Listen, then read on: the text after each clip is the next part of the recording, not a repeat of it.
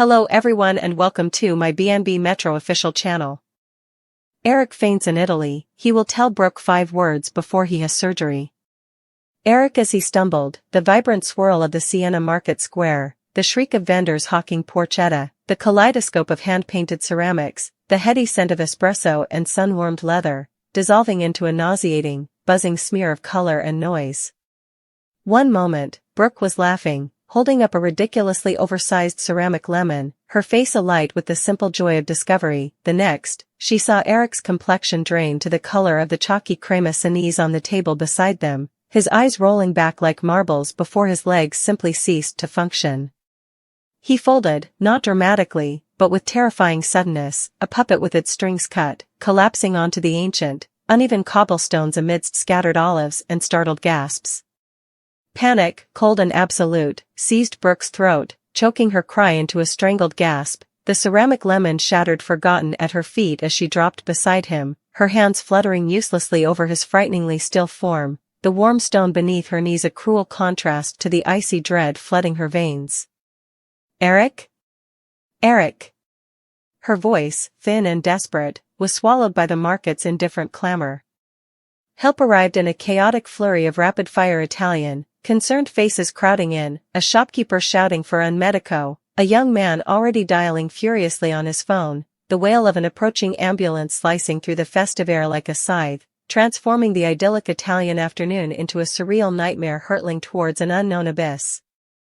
The ride to the ospedale was a blur of flashing lights, guttural radio static, and the sterile, metallic smell of the ambulance interior. Brooke clutching Eric's limp hand, her gaze fixed on the unnerving slackness of his jaw, the shallow, irregular rise and fall of his chest beneath the thin blanket, each passing second an eternity measured in terrified heartbeats, the bustling streets of Siena outside the window a meaningless, taunting parade of normalcy. The emergency room was a maelstrom of controlled urgency, harsh fluorescent lights bleaching color from anxious faces, the rhythmic beep of unseen monitors, the brisk, efficient movements of nurses in pale blue scrubs, and the rapid, often incomprehensible, flow of Italian medical jargon that washed over Brooke like a freezing wave. She became an island of anguished English, clutching crumpled travel insurance documents like a talisman, repeating his name, his allergies, the word collapse until her voice cracked, feeling utterly helpless, adrift in a sea of terrifying uncertainty. Hours bled into each other in the sterile, vinyl-chaired purgatory of the waiting area, the smell of antiseptic and stale coffee a constant assault. She paced, she sat, she stared blankly at a flickering television showing a cheerful Italian game show, its manic energy a grotesque counterpoint to her inner turmoil.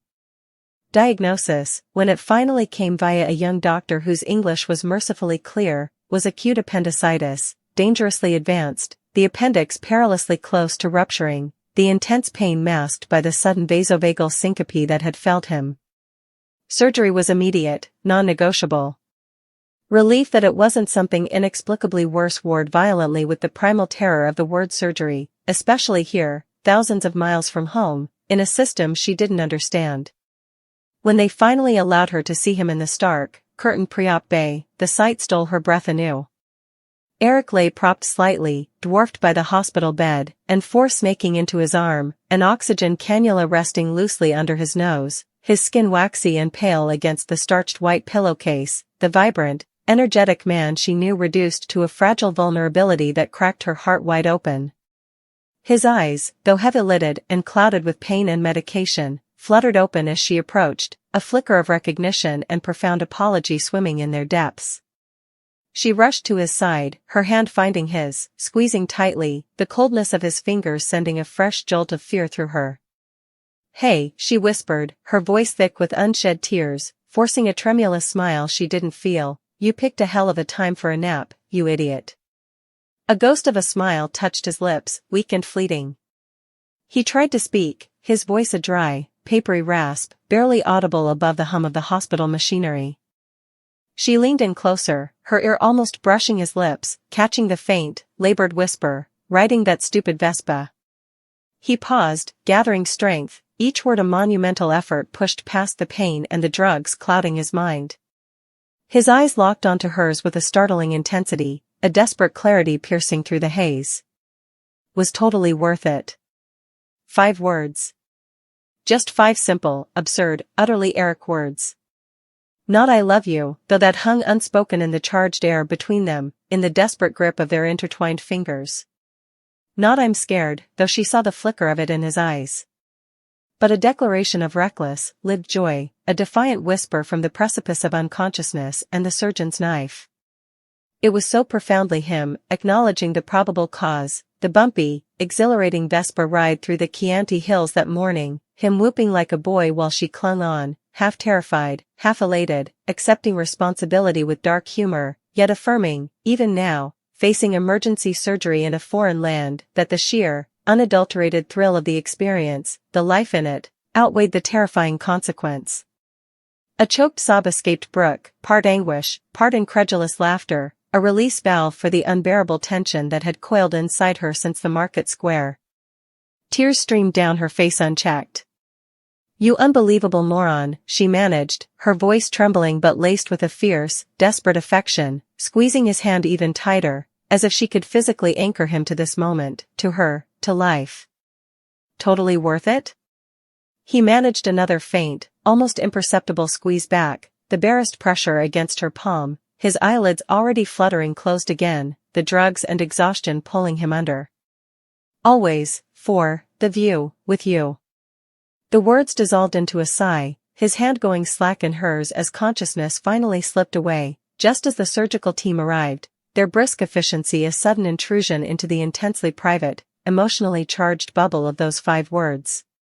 They wheeled him away, the clatter of the gurney echoing down the corridor, leaving Brooke standing alone in the suddenly cavernous, antiseptic space, trembling, the echo of his voice, riding that stupid Vespa was totally worth it, ringing louder than any monitor beep. In those 5 words lay the entirety of Eric, his impulsive joy, his infuriating recklessness, his unwavering belief in seizing the moment, and, beneath the bravado, the unspoken depth of his feeling for her, communicated not through grand declarations, but through the shared memory of wind in their hair, sun on Tuscan hills, and the terrifying, beautiful precipice of living fully, even if it led to a hospital gurney in Italy.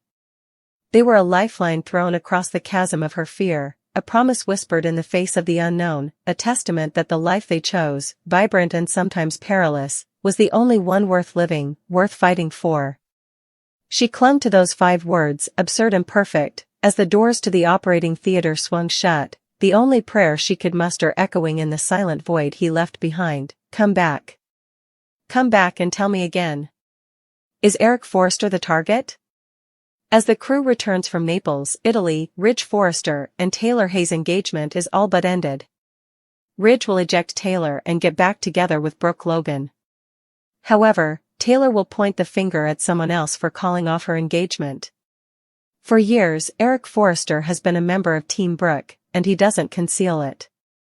Is it incorrect for Taylor Hayes to hold him responsible for Ridge calling off their engagement? Here are some spoilers for what will happen on Bold and Beautiful next week. Eric gets what he wants.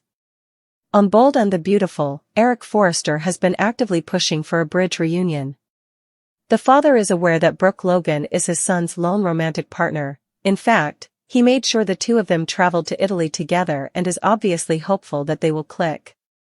In addition to encouraging Ridge and Brooke to be together, B&B Spoilers suggest that Eric might potentially undermine Captain Nick Marone's proposal in Europe. Eric Forrester will have been instrumental in Brooke and Ridge's reconciliation. It wouldn't be absurd for Taylor to hold him responsible for her breakup and unmarried status. Spoilers for Bold and the Beautiful indicate that Taylor Hayes will lose it when Ridge informs her he is getting back together with Brooke when he gets home. Taylor has had enough of the women's back and forth for decades. According to rumors, she might even attempt to exact revenge on Eric Forrester for allegedly pressuring Ridge to break up with her. Taylor's desire to acquire even. Yes, Taylor will not physically harm her children's grandfather. However, she's undoubtedly knowledgeable enough about Forrester Creations' operations to undermine the corporation and get revenge on Eric Forrester. Furthermore, Steffi Forrester is no longer in town and will not be able to entice her disgraced mother to change her ways. Ridge Forrester and Taylor Hayes' supposed new beginning now casts long, accusatory shadows over the shattered remnants of their engagement as they return to Los Angeles, the trip to Naples, intended as a prelude to forever, has instead become the grim epilogue to yet another cycle in their decades-long, emotionally exhausting dance, leaving Taylor standing alone on the tarmac, not just jilted, but profoundly humiliated, her carefully constructed fantasy of stability and love obliterated by Ridge's abrupt, predictable, and soul-crushing declaration that he is, irrevocably, returning to Brooke Logan, a revelation delivered not with agonized regret, but with a weary finality that cuts deeper than any angry outburst, confirming her deepest, most corrosive fear, that despite the rings, the vows, the shared history and children, she was always merely the placeholder, the consolation prize, perpetually living in the long shadow Brooke Logan casts over Ridge Forrester's heart. Yet, in the desolate landscape of her devastation, Taylor Hayes, the brilliant psychiatrist accustomed to dissecting the motivations of others, doesn't fixate solely on the fickle Ridge. Her sharp, pain-fueled gaze narrows with laser precision on the architect she perceives lurking behind this latest, most public humiliation, Eric Forrester. For years, Eric's allegiance has been an open secret, a banner he waves with patriarchal certainty, Team Brooke. He hasn't merely preferred Brooke for his son, he has actively, relentlessly campaigned for their reunion, viewing Taylor not as a worthy partner, but as an obstacle to the destiny he ordained. This trip to Italy wasn't a neutral family excursion in Eric's mind, it was a meticulously orchestrated battlefield. He ensured both Brooke and Ridge were present, maneuvering them into proximity like chess pieces, his hopeful gaze fixed on the spark he believed must inevitably reignite between them. B&B Spoiler's whisper of even more direct intervention, the potential sabotage of Nick Marone's proposal to Brooke in Europe, a ruthless move eliminating a rival suitor and clearing the path for Ridge. Eric's fingerprints are undeniably all over this reunion, his machinations weren't subtle suggestions whispered over brandy, they were deliberate, calculated actions designed to steer his son back into Brooke's arms. If Ridge and Brooke stand reunited, Eric Forrester isn't just a supportive father, he is the chief strategist, the puppet master who pulled the strings, ensuring his vision for Ridge prevailed, consequences for Taylor be damned.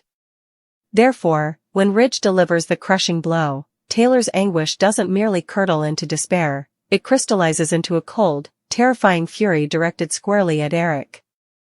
Blaming Ridge is almost too obvious, too emotionally bankrupt after decades of his waffling. Blaming Brooke feels like surrendering to the same old rivalry. But blaming Eric? That makes a terrifying, logical sense. He is the constant, the immovable force who has never accepted her, who has consistently undermined her place in Ridge's life, who actively worked against her happiness. He didn't just passively hope for her downfall, he actively engineered it.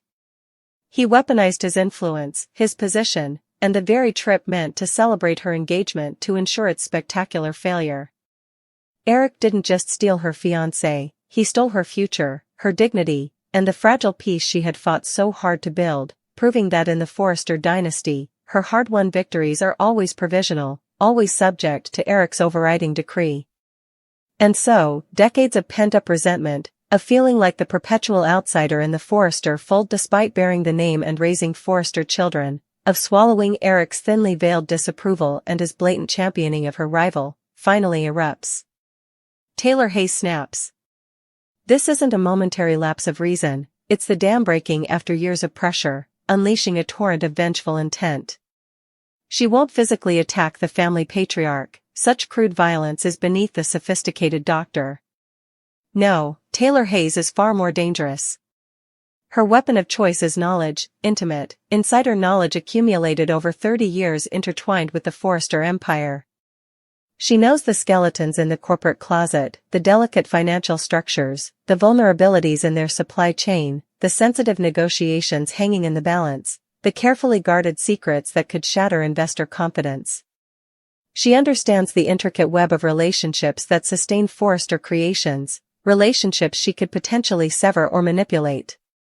She knows Eric's pride points, legacy, Spectre fashions, the very essence of the company he built from the ground up. Striking at Forrester Creations isn't just about causing financial damage, it's about attacking the physical manifestation of Eric's life's work, his legacy, the source of his power and identity. Sabotaging the company is the ultimate retaliation, a way to inflict pain proportional to the devastation he has wrought upon her life. She can wound him where he lives, tarnish the gleaming Forrester name he holds so sacred, and demonstrate that her exclusion from his preferred family narrative comes at a catastrophic cost. The chilling absence of her daughter, Steffi Forrester, only fuels this dangerous trajectory. Steffi, often Taylor's anchor to reason, her fierce protector and voice of pragmatism, is away from Los Angeles. There is no calming influence, no one to grab Taylor's arm and whisper, "Mother, think of the consequences, think of the family, think of yourself." Without Steffi's grounding presence, Taylor's justified rage is left unchecked, free to spiral into a potentially self-destructive and empire-shattering vendetta. She is utterly alone with her pain and her fury, and that isolation is the crucible where revenge takes its most potent, poisonous form. Taylor Hayes, the healer, now embraces the mantle of the destroyer, meticulously plotting to dismantle the kingdom Eric values above all else, believing that only by making him bleed as she bleeds, only by forcing him to taste the ashes of a ruined dream as she now does, can she begin to balance the scales of the profound injustice she feels. Eric Forrester may have finally secured his precious bridge reunion, but in his ruthless pursuit of that victory, he has unwittingly poured himself a poisoned chalice, awakening a formidable, wounded adversary who knows exactly where to strike to make the victory taste like ash, and Taylor Hayes is ready to serve it to him, drop by devastating drop, through the calculated sabotage of everything he holds dear. Eric, feeling the familiar, unwelcome prickle of heat exhaustion crawling up his neck despite the wide-brimmed hat Brooke had insisted he wear, the vibrant chaos of the scene, the shriek of a gelato-seeking child, the rhythmic scrape of a street sweeper's broom against centuries-old stone, the competing shouts of selfie stick vendors and the rich, distracting aroma of espresso wafting from a nearby cafe, suddenly seemed to recede, the vivid colors bleeding into a muted, underwater haze, the cacophony dimming as if heard through thick felt, his vision tunneling violently down to the intricate pattern of cobblestones beneath his feet, each worn, uneven surface suddenly appearing hyper-focused yet impossibly distant. He vaguely registered Brooke's hand tightening on his arm, her voice, usually a bright, anchoring melody, now sounding thin and distorted, like a radio station fading into static. "Eric? Honey, you look."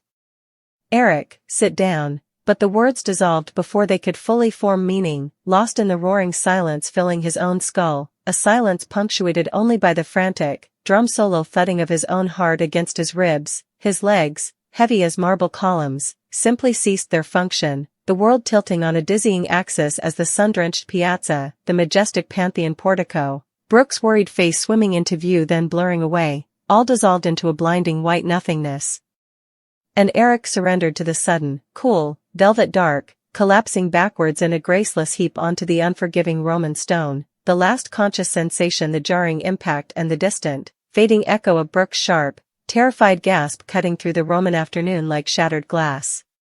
Waking was not a gentle return but a violent intrusion, harsh, fluorescent lights stabbing his closed eyelids, the sterile, antiseptic tang of disinfectant thick in the air, overlaying a faint, unsettling metallic undertone, the frantic, irregular beeping of a heart monitor, a chaotic soundtrack to the disorientation. His body felt alien, leaden and unresponsive, tethered by wires snaking under the thin hospital gown, and 4-line feeding cold into his vein. His tongue was a dry sponge, his throat raw. He blinked, his vision swimming, struggling to focus on the blur of white coats and anxious faces hovering above him in the stark, impersonal confines of what was unmistakably an Italian emergency room, yellow walls, frantic Italians swirling around him, the constant bustle a stark contrast to the ancient stillness outside.